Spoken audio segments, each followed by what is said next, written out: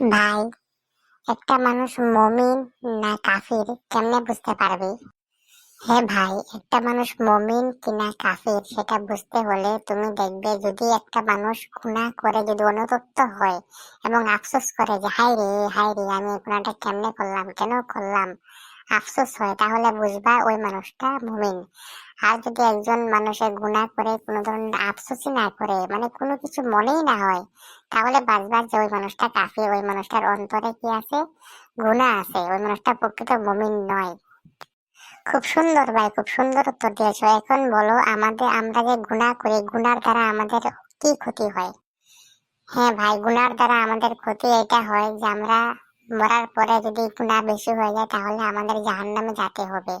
আরেকটা কথা দুনিয়াতে হয় যে গুনাহ বেশি করার ফলে, যখন বান্দা কোনো একটা গুনাহ করে, ওই গুনার ফলে অন্তরে একটা কালা দাগ পড়ে যায়।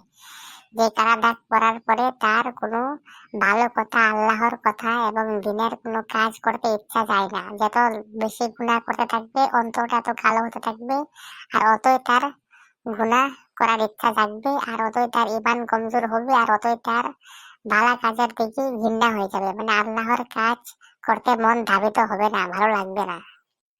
খুব সুন্দর ভাই, খুব সুন্দর বললেন। তো এই দিলটা, অন্তরটা পরিষ্কার করতে আমরা কি করতে পারবো? হ্যাঁ ভাই, এই দিলটা, অন্তরটা পরিষ্কার করতে আল্লাহ নবী সাল্লাল্লাহু আলাইহি ওয়াসাল্লাম আমাদেরকে শিক্ষা দিয়েছে, যাতে আমরা বেশি বেশি আল্লাহর জিকির করি।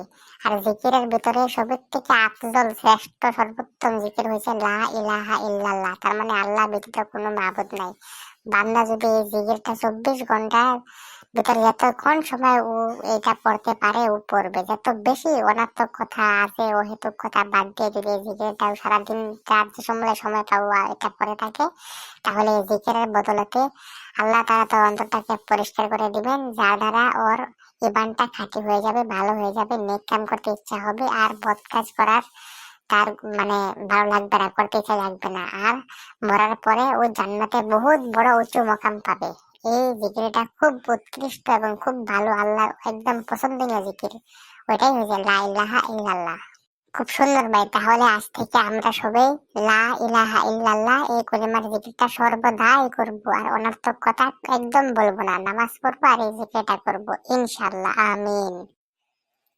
আমিন ইয়া রাব্বুল আলামিন।